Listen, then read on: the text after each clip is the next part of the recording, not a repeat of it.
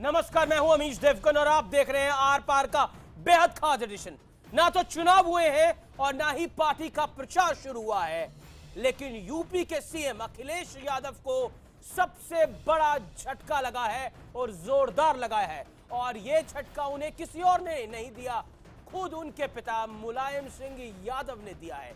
UP में विकास के दम पर अखिलेश दावा कर रहे थे जनता उन्हें फिर से सीएम बनाएगी, लेकिन मुलायम सिंह यादव कह रहे हैं कि सीएम का फैसला, मुख्यमंत्री पद का फैसला चुनाव के बाद होगा।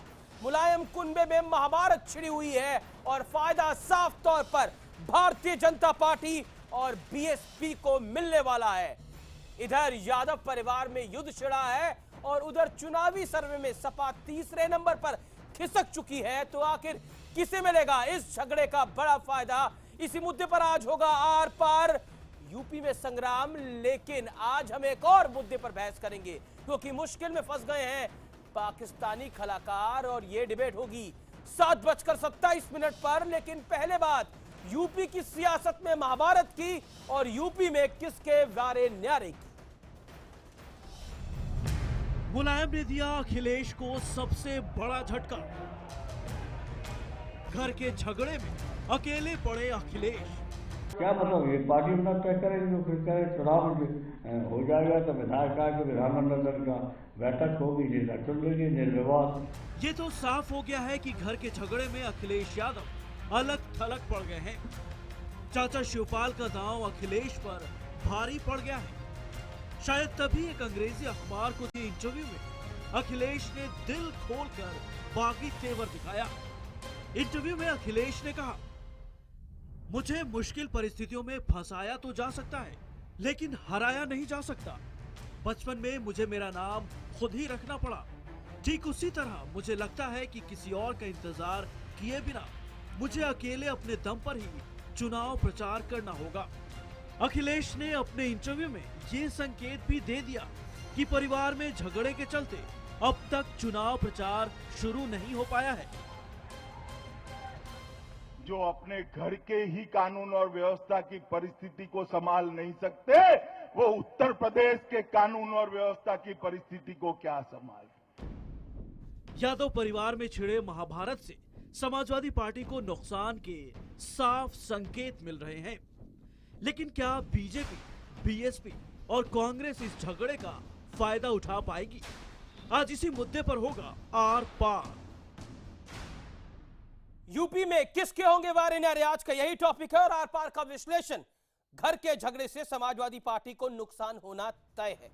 झगड़े से सपा कार्यकर्ताओं को उत्साह घटेगा, बीजेपी और बीएसपी को इस झगड़े का फायदा मिलेगा ऐसा लगता है। और चुनावी सर्वे ये कहते हैं कि हाँ, भारतीय जनता पार्टी और बीएसपी को इसका फायदा मिलेगा और बड़ा नुकसान समाजवादी पार्टी का है, जो तीसरे नंबर पर खिसक चुकी है। सुधांशु त्रिवेदी प्रवक्ता भारतीय जनता पार्टी के, सुधीन भदौरिया प्रवक्ता बहुजन समाज पार्टी के, गौरव भाटिया प्रवक्ता एसपी के। मैं सीधा इस दौर में रुख करता हूं गौरव भाटिया का। और गौरव भाटिया, पहला सवाल आपसे, और मेरा सीधा सवाल है और मैं चाहूंगा आप डायरेक्ट आंसर दें। क्या सपा की नजरों में, समाजवादी पार्टी की नजरों में, मुलायम सिंह यादव की नजरों में नाकाम सीएम है अखिलेश यादव? क्या हम ये माने? क्योंकि जिस तरह से आज जोर का झटका मुलायम सिंह यादव ने अखिलेश यादव को दे दिया है, बात स्पष्ट है, उनके काम से खुश नहीं है नेताजी, हटाना चाहते हैं उनको। अमीश, सबसे पहले तो आपने कहा कि बहुत जोर का झटका लगा है, तो मैं ये कह दूं कोई जोर का झटका नहीं है और ना ये ऐसी कोई बात है, ना झटका है, ये कोई झटका नहीं है। और ऐसा मैं इसलिए कह रहा हूं क्योंकि पूरी पार्टी में और मुलायम सिंह यादव जी भी जो अखिलेश यादव जी का कार्य है उसकी सराहना भी करते आए हैं, और जहां कमियां दिखती हैं वहां वो कमियां भी बताते हैं। मैं समझता हूं वो पार्टी के राष्ट्रीय अध्यक्ष हैं और अपनी भूमिका को बहुत ही खूबी से निभा रहे हैं। दूसरी बात आपने कही कि अखिलेश यादव जी पार्टी में अलग थलग से पड़ गए हैं, तो ये भी बिल्कुल ही सही नहीं है कहना, क्योंकि अखिलेश यादव जी पूरी पार्टी में जो है बहुत ही लोकप्रिय हैं। हाँ, कुछ बिंदुओं पे जो वरिष्ठ और लोग हैं पार्टी में, उनका अलग मत हो सकता है, लेकिन इसका ये मतलब नहीं है कि कोई भी लीडर चाहे गौरव भाटिया, अखिलेश यादव जी हो चाहे शिवपाल जी हो, अलग थलग पढ़ रहे हैं। नहीं, मैं आपको बताता हूं अलग थलग कैसे पढ़े हैं। मैं आपको अखिलेश यादव के खुद की जुबान से जो उन्होंने इंटरव्यू दिया है, जो टाइम्स ऑफ इंडिया में कोट हुआ है, मैं उस इंटरव्यू के आपको कुछ अंश बताता हूं। मैंने इंटरव्यू में अखिलेश ने दिखाए हैं बागी तेवर। मैं आपको बताता हूं कैसे, आप सुनिए, बात को सुनिए। मुझे अच्छी तरह पता है मुझे कब क्या करना है, मुझे मुश्किल परिस्थितियों में फंसाया जा सकता है लेकिन मुझे हराया नहीं जा सकता। मुझे उम्मीद है जनता मुझे दोबारा सीएम बनाएगी। पारिवारिक झगड़े के चलते प्रचार में देरी के संकेत दिया, परिवार में झगड़ा है, ये उन्होंने बात मानी। और उसके बाद अब मैं आपको बताता हूं कि अकेले कैसे पड़ गए अखिलेश यादव, जिसकी बात कर रहे हैं। मुलायम सिंह यादव ने साफ तौर पर सूबे के मुख्यमंत्री से एक बड़ा किनारा कर लिया है। उन्होंने बोला है कि अखिलेश नहीं होंगे सीएम के उम्मीदवार, जनता तो वोट अभी बाद में करेगी, लेकिन मुलायम सिंह यादव ने तय कर दिया है। पहला तो उन्होंने संकेत ये दिया कि विधायक तय करेंगे, और विधायकों को टिकट कौन देगा? विधायकों को टिकट शिवपाल यादव देंगे। इसका मतलब यह है कि अखिलेश यादव तो सीएम नहीं होंगे, ये माना जाए। देखिए अमीर जी, पहली जो गलत आपने एक बात कही कि जो है अखिलेश यादव जी ने कहा है कि हाँ परिवार में झगड़ा है, बल्कि अखिलेश यादव जी ने अपने इंटरव्यू में एक बार नहीं कई बार कहा है कि परिवार एकजुट है। कुछ ऐसे बिंदु हैं जिस पे अलग मत है। दूसरी बात आपने कहा मुलायम सिंह यादव जी ने कहा है कि अखिलेश यादव जी नहीं होंगे चेहरा, तो मुलायम सिंह यादव जी ने ये बिल्कुल नहीं कहा है। उन्होंने आज जो बात अपनी प्रेस कॉन्फ्रेंस में कही वो वही बात है जो संवैधानिक रूप से की जाती है। अपना घर नहीं संभाल सकते, मैं अपनी बात तो पूरी कर लूं, घर संभाल नहीं सकते, वो प्रदेश कैसे संभालेंगे? पूरी कर लूं, मेरी बात पूरी हो जाने दीजिए। अमित शाह जी पे भी अभी मैं जवाब दूंगा जी। पहले मैं मुलायम सिंह यादव जी की बात करूंगा, वो हमारे पार्टी के राष्ट्रीय अध्यक्ष है। मुलायम सिंह यादव जी ने जो बात कही है वही संवैधानिक प्रक्रिया भी है कि जब एमएलए चुन के आते हैं तो वो अपना जो मुख्यमंत्री होता है उसे तय करते हैं। लेकिन इसके बाद मुझे हंसी आ रही है आप जो बात कह रहे हैं। मुलायम सिंह यादव जी ने ये बात कही है कि अखिलेश यादव जी नहीं होंगे, ये बात उचित नहीं है। लेकिन इस बार अखिलेश यादव का चेहरा नहीं। बिल्कुल गलत अमीर जी, पिछली बार के चुनाव में फिर आपने गलत कहा। देखिए इस कार्यक्रम में आपने काफी गलतियां करी हैं। पिछले चुनाव में भी अगर आपको याद हो तो ये प्रोजेक्ट किया गया था कि मुलायम सिंह यादव जी जो है मुख्यमंत्री बनेंगे। फिर उसके बाद विधायक मंडल की बैठक हुई, चुनाव के नतीजे आने के बाद वहां पे मैं उपस्थित था और उसमें यह फैसला किया गया कि अखिलेश यादव जी मुख्यमंत्री बनेंगे। ये सिर्फ आपको जानकारी दे रहा हूं क्योंकि तथ्यों में आप थोड़ा सा आज कमजोर लग रहे हैं। मेरे को तथ्य पूरी तरह से पता है और सांच को आंच किया जनाब, सांच को आंच किया। आपकी लड़ाई सड़कों पर है, ये सबको दिखाई दे रहा है। आप पार्टी के प्रवक्ता है, आपको डिफेंड करना है इस मुश्किल घड़ी के अंदर। मैं अब रुक करता हूं बीजेपी का, मैं सीधा बीजेपी का रुख करता हूं। पल भर की खुशी विरोधी दलों को मिल रही है तो उनको मिलती नहीं, विरोधी दलों को क्या, आप तो चुनावी सर्वे में भी नंबर 3 पे खिसक गए हैं। आप चुनावी सर्वे में भी नंबर 3 पे खिसक गए हैं। नंबर 1 आए हैं। एबीपी न्यूज आप ही के साथ का चैनल है, उसमें नंबर 1 थे, किसी चैनल में नंबर 2 है, तो इससे क्या फरक पड़ता है? ओके, सुधांशु त्रिवेदी, नंबर 1 का सपना है लेकिन असलियत में नंबर 3 पे खड़े हैं। घर में झगड़ा है। अमित शाह कह रहे हैं कि पहले घर का झगड़ा संभालिए फिर प्रदेश संभालिए। क्या कहना चाहते हैं आप? Sudhanshu Trivedi, over to you. देखिए, अभी गौरव भाटिया जी ने जो बोला उससे समाजवादी पार्टी का सही चरित्र उजागर हो रहा है। वो आज ये कह रहे हैं कि पिछली बार भी मुलायम सिंह जी को बनना था मगर बाद में विधायकों ने तय किया तो अखिलेश जी बन गए, और इस बार भी मुलायम सिंह जी कुछ एक मिले जुले भ्रम करने वाले संकेत दे रहे हैं। इसका अर्थ क्या हुआ? पिछली बार भी आपने धोखा दिया था और इस बार भी धोखा दे रहे हैं। वैसे तो अगर आप देखें तो समाजवादी पार्टी की जब जब सरकार बनी है तब तब इन्होंने भ्रम में रह के ही मुख्यमंत्री बनाए हैं। 1989 में अजीत सिंह बनने वाले थे कि मुलायम सिंह बनने वाले थे, फिर मुलायम सिंह बन गए। 93 में जब इनका सपा बसपा गठबंधन हुआ तब कौन बनना था, मायावती या मुलायम सिंह? तो मुलायम सिंह बन गए। अब उस विषय को छोड़ दें, मैं केवल यह कहना चाह रहा हूं आज जो परिवार में अंतरकलह दिखाई पड़ रही है, जानते हैं अमीश जी आई कहां से है? मुलायम सिंह जी जब 1989 में पहली बार प्रदेश के मुख्यमंत्री बने थे तो किसी वर्ग या जाति के नेता नहीं थे, वो पूरे समाज के नेता थे, समाजवादी नेता थे, मजदूर किसान के नेता थे। फिर उन्होंने अपने को संकुचित किया और एक वर्ग के नेता बने, फिर और संकुचित किया, एक जाति के नेता बने, फिर और संकुचित किया। जब वास्तविक शक्ति देने की बात आई तो परिवार के अंदर दी। मैं, मेरा बेटा, मेरा भाई, मेरा भतीजा, मेरी बहू, इसके बियॉन्ड नहीं गए। और आज वो संकुचित होते हुए विभेदकारी राजनीति पर आपको जिन्होंने लगता है की, आपको वो इस परिवार झगड़े के का अंदर आ फायदा गई है। सुनिए सुधांशु तो, त्रिवेदी, मेरा सवाल है, 30 सेकंड में जवाब चाहूंगा मैं। एक आपको सेकंड में, लगता है आपको सुनिए, इस सुनिए, झगड़े का अमीश फायदा मिलेगा? अमीश जी, मैं सिर्फ ये कहना चाहता हूं कि आज उन्हें परिवार में तय करना है कि वो भाई के नेता हैं कि बेटे के नेता। धरती पुत्र मुलायम सिंह भाई और पुत्र के बीच में आज तय करने की स्थिति में नहीं है। फायदा किसको मिलेगा वो तो गौरव भाटिया, मैं गौरव अभी भाटिया, जवाब reaction। देना चाहता हूं। Gaurav Bhatia, your reaction. बिल्कुल, आप चुनावी सर्वे में नंबर 3 सुधांशु पर आ गए हैं, परेशान है उस सर्वे से? अमीश, पहले तो मैंने आपको बताया कि कई सर्वों में मैंने भी भाग लिया है। लेटेस्ट सर्वे में आप 100 से नीचे, प्रसिद्ध चैनलों के लेटेस्ट सर्वे में आप 100 से नीचे। अभी लेटेस्ट सुनिए, लेटेस्ट सर्वे की भी बात बता दूं। परसों का ही सर्वे था एक और चैनल का, जिन्होंने हमें 125 से ज्यादा सीटें दिखाई। और मैं फिर कहता हूं, हम तो इस सर्वे में नहीं विश्वास रखेंगे, क्योंकि 2012 में हमें 140 सीटें दिखा रहे थे, लेकिन सीटें हमारी 220 आई। सुधांशु जी की बात का मैं जवाब जरूर दूंगा। सुधांशु जी, भ्रम क्या होता है मैं आपको बता दूं कि जब आप लोग मायावती का विरोध करते हैं, लेकिन उसके बाद सरकार बनाने के लिए मायावती के साथ ही गठबंधन करके 6 महीने के लिए सत्ता का सुख भोगने के लिए उसको समर्थन कर देते हैं और वो मुख्यमंत्री बन जाती है। जब आपकी बारी आती है तो मायावती अपना समर्थन वापस ले लेती है। ये होता है सत्ता का सुख भोगने की ओके, जवाब Gaurav Bhatia, time limit is there. जवाब सुधांशु त्रिवेदी का जवाब, सुधांशु त्रिवेदी का जवाब। सुधीन भदौरिया भी मेरे साथ हुए। देखिए अभी जी, मैं ये कह रहा हूं, ये जो अवसरवाद की राजनीति होती है सत्ता का सुख भोगने के लिए, वो समाजवादी पार्टी का है। भाजपा ही करती है ये राजनीति। अरे सुन लीजिए गौरव जी, कोई पार्टी कभी नहीं करती है। कोई ऐसा दल नहीं है भारत के इस समय उत्तर प्रदेश में जिसके साथ सपा ने गठबंधन न किया हो एक दौर में। मायावती जी को आपने गुजरात बुला लिया था अपने चुनाव प्रचार के लिए, और उसी मायावती को बहन बना के बाद में ठग लिया। अरे भाई, आप ही के पार्टी के नेता ने वो ठगी याद है ना, बस याद ही दिलाना चाह रहा था।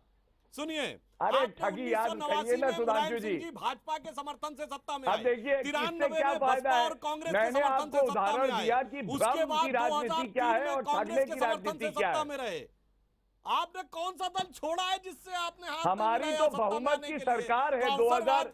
अगर हमारी नीतियां सही थी, तो हमारी नीतियां सही थी सुधांशु जी, तभी हमारी सीटें बढ़ती रही और 2012 में पूर्ण बहुमत की सरकार आई। पर और 2017 में क्या होगा वो बड़ी बात है। पिछले 15 साल से भाजपा का सफाया हो रखा है विधानसभा चुनाव में। गंगा में बहुत पानी बह चुका है और गाजियाबाद से गाजीपुर तक बहुत हवा बह चुकी है। गंगा के नाम पे भी आप ही वोट मांगते हो और फिर लोगों को भूल जाते हैं। यही तो बात आप है। किसके नाम पर वोट मांगेंगे उस सवाल का जवाब नहीं दे रहे आप।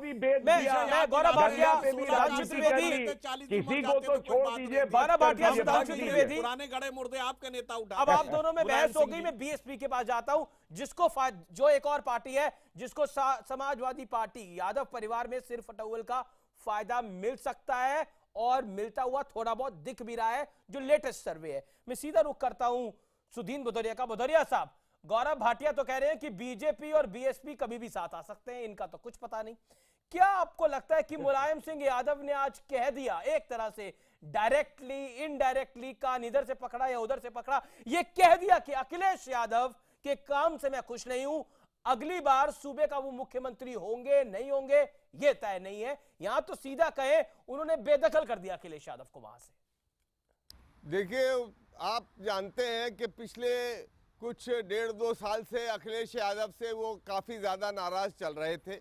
आपने ये भी देखा कि कई बार लखनऊ में उन्होंने प्रेस कॉन्फ्रेंस में भी कहा कि समाजवादी पार्टी के जो मंत्री बने हुए हैं वो लूटपाट में लगे हुए हैं। अखिलेश यादव एक नाकारा किस्म के मुख्यमंत्री हैं, को आप कैसे एनालाइज करते हैं? मुख्यमंत्री हैं, वो लोगों को उत्तर प्रदेश के राहत नहीं दे पा रहे हैं, उनका सपना नहीं पूरा कर पा रहे हैं। उन्होंने बहुत सारे अवसरों पर, आप अपने आर्काइव से अपना निकालकर इस चीज को देख सकते हैं, पर कुछ 1-1.5 महीने पहले जिस तरह से घमासान उनके परिवार में हुआ, उसको पूरे देश ने, प्रदेश ने बड़े हतप्रभ होकर देखा। एकदम पूरी तरह से भाई भतीजे के खिलाफ, भतीजा पिता के खिलाफ, पिता सबके खिलाफ, और फिर सारे चाचा एक दूसरे के खिलाफ। और ये इस तरह का उपद्रव, संघर्ष, टकराव बहुत बुरी तरह से जो शुरू हुआ, और आज नतीजे के तौर पे हमने देखा सभी पार्टियों में थोड़ा बहुत होता है, पर जिस तरह से उन्होंने बेदखल किया है अखिलेश यादव को, ये इतिहास में आपको नहीं मिलेगा कि वो बेदखल कर दिया है। बहुजन समाज पार्टी की लाइन बेदखल कर दिया है। लेकिन मैं इसका पॉलिटिकल मैंने 1 घंटे से इन लोगों का भाषण सुना है, मैं 1 मिनट में कहना चाहता हूँ। कार्यक्रम तो शुरू हुए 10 मिनट हुए, आपने 1 घंटे से भाषण सुना। क्या भदौरिया जी, जिस तरह से उन्होंने यहाँ पर एक बेदखल करने का काम ऐसे किया है, दूध में जैसे प्रदर्शन हुए थे, इनका प्रदर्शन हुआ, उन्होंने कहा भदौरिया जी अपनी हालत देखिए, मक्खी की तरह लोकसभा में 0 सीटें आई आपकी, मायावती जी 4.5 साल सोती रही, चुनावी सर्वे में बहुजन समाज पार्टी नंबर 2 है। भदौरिया जी जवाब मैं सीधा रुख करता हूं गौरव भाटिया का। बहुजन समाज पार्टी का ही है ही नहीं। भदौरिया जी मैं आपके पास वापस लौट के आता हूं, जवाब सुन लेते हैं गौरव भाटिया से। चलिए, मायावती 1-2 नहीं है तो तीसरे नंबर पे है। नहीं, भदौरिया जी मान रहे हैं, कह रहे मायावती 1-2 पे नहीं है, तीसरे नंबर पे। कांग्रेस का है न किसी और का है। मैं जवाब देना चाहता हूँ। बैठे रहिएगा, जनता उत्तर प्रदेश की। गौरव भाटिया क्या कहना चाह रहे हैं आप?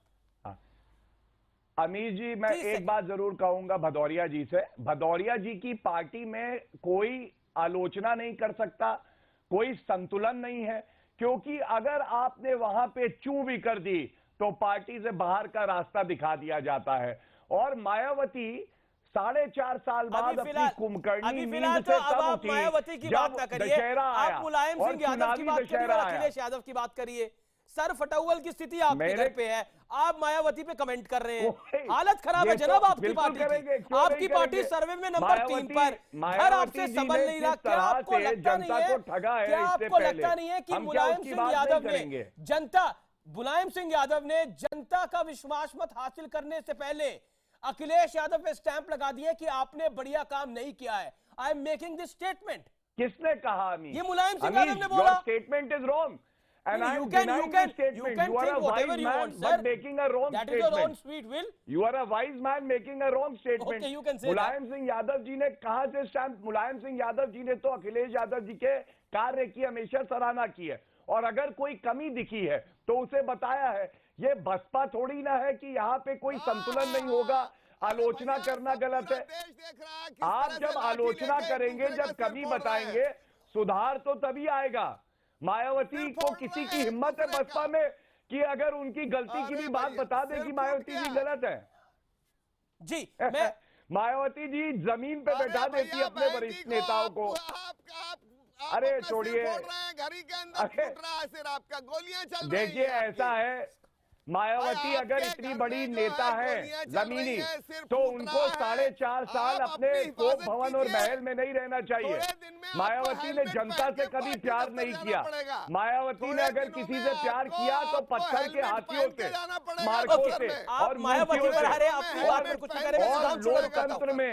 लोकतंत्र में भदौरिया जी जो वोट होते हैं वो हाथी नहीं डालते पत्थर के, और मूर्तियां नहीं डालती है। लोकतंत्र में जीवित आदमी वोट डालता है। जी मैं सुधांशु त्रिवेदी आपसे जानना चाहता हूं, ऐसा नहीं है कि ये झगड़ा पुराना है, 2013 से ये झगड़ा चलता हुआ आ रहा है, 2013, 2016, 2015 फिर बीच में तब भी झगड़ा हुआ, 2014 में भी कुछ ऐसी बातें हुई। लेकिन मैं आपसे जानना चाहता हूं, क्या आपको लगता है आफ्टर सर्जिकल स्ट्राइक जिस बड़े फायदे की आपको उम्मीद लग रही थी, क्या आपको लगता है कि वो बड़ा फायदा आपको जो लेटेस्ट सर्वे आया है उसमें होता हुआ दिख रहा है? और जो झगड़ा चल रहा है समाजवादी परिवार में, उसका कितना बड़ा फायदा आपको आपके आंकलन में होता हुआ दिखता है? नुकसान समाजवादी पार्टी को है, ये तय है, इसमें कोई दो राय नहीं है, लेकिन आपको कितना फायदा है? मैं 30 सेकंड में जाना चाहूंगा, 30-40 सेकंड में। देखिए, सर्जिकल स्ट्राइक का निर्णय सरकार ने राष्ट्रीय स्वाभिमान और सुरक्षा की दृष्टि से लिया था, उसका चुनावी लाभ हानि के गणित से कोई संबंध नहीं था। और जो सर्वे आया है उसमें 80% सर्वे सर्जिकल स्ट्राइक की तिथि से पहले का है, अतः मैं नहीं मानता कि उस चीज का कोई प्रभाव है। जहां तक झगड़े की बात है, मेरा मानना है समाजवादी पार्टी आप कह रहे हैं आपको सर्जिकल स्ट्राइक का और फायदा मिलेगा। मैं अब सीधा मैं इसी पॉइंट को लेकर गौरव भाटिया और सुदीन भदौरिया के पास जाऊंगा। गौरव भाटिया 30 सेकंड का टाइम है आप लोगों के पास। गौरव भाटिया, ये चुनावी सर्वे सर्जिकल स्ट्राइक से पहले 80% हुआ जैसे बीजेपी कह रही है, क्या आपको लगता है कि पोस्ट सर्जिकल स्ट्राइक बीजेपी को बड़ा फायदा होगा और आपके घर में जो सिर फट रहे हैं, जो आपस में झगड़ा हो रहा है, उसका बंपर फायदा एक और मिलेगा? क्या आपको लगता है कि आप क्लियर एज दे रहे हो बीजेपी को और बहुजन समाज पार्टी को कि हम तो नंबर 3 और नंबर 4 की लड़ाई लड़ रहे हैं, नंबर 1 और नंबर 2 की लड़ाई बीजेपी और बीएसपी लड़े, हम लड़ाई में नहीं है। ये आप मैसेज लाउड एंड क्लियर जनता को भी देना चाहते हैं कि हमें वोट मत करिए, हमारे यहां झगड़ा चल रहा है, क्योंकि असल में इस झगड़े का नुकसान डायरेक्टली आपको पड़ने वाला है। आप इसको माने ना माने, चुनाव के बाद हम इसी मंच पे बैठेंगे और हम इस बात का विश्लेषण करेंगे। Gaurav Bhatia, let's be fair tonight. बिल्कुल अमीश, बिल्कुल बैठेंगे और हो सकता है कि आप अपने ही शब्द वापस ले रहे हो जी। और मैं सर्जिकल स्ट्राइक पे केवल इतना ही कहूंगा कि भाजपा के दोहरे मापदंड आप देखिए, प्रवक्ता आके कहते हैं कि हम इसका कोई राजनीतिक लाभ नहीं लेंगे, लेकिन इनके ही रक्षा मंत्री, देश के रक्षा मंत्री कहते हैं कि इसका श्रेय जो है प्रधानमंत्री नरेंद्र मोदी जी को जाना चाहिए। पूरी तरह से राजनीतिकरण किया है एक राष्ट्रीय मुद्दे का, जिसमें सारी पार्टियों ने इनका समर्थन किया है। Okay, point taken. आप कह रहे राजनीतिकरण कर रही है, जाएंगे, लेकिन भदौरिया साहब कुछ ऐड करना चाहते हैं, सुधांशु से जवाब दूंगा मैं।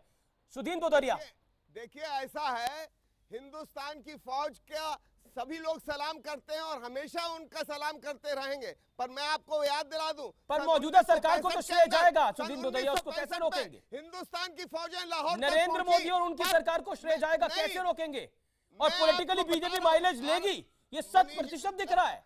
अरे जितना से बयानबाजी हो रही है। आप बोल रहे हैं तो आप बोलिए, मुझे बुलाना है तो मुझसे पूछ रहे हैं तो मुझको आप ही को पूछा हूं मैं। हाँ, तो मैं उत्तर दे रहा हूँ। सन 1965 में हिंदुस्तान की फौजें लाहौर तक पहुंच गई, पर उत्तर प्रदेश से लेकर पूरे हिंदुस्तान में कांग्रेस हारी। 1971 में बांग्लादेश की वॉर इंदिरा गांधी ने जीती, पर गुजरात से लेकर देश का चुनाव हारी। यानी आप कह रहे नुकसान होगा। ओके, जवाब ले लेते हैं। Sudhanshu Trivedi final word, Sudhanshu Trivedi final word. जो बात सुधीन भदौरिया और गौरव भाटिया ने बोली, final word Sudhanshu Trivedi tonight on debate. Final word, आप पॉलिटिकली माइलेज लेने की कोशिश कर रहे हैं, जवाब। हम इस चीज को राजनीतिक तराजू पर नहीं तौलते, परंतु यह भी एक यथार्थ है अमीश जी कि जब भी कोई इस ढंग का बड़ा निर्णय होता है तो जो उस समय का राजनीतिक नेतृत्व होता है उसको उसका खामियाजा भुगतना पड़ता है अथवा लाभ मिलता है। जैसे 71 के युद्ध में इंदिरा गांधी जी देश का नेतृत्व कर रही थी, लाभ मिलेगा, बीएसपी कह रही है नुकसान होगा। सर, के समय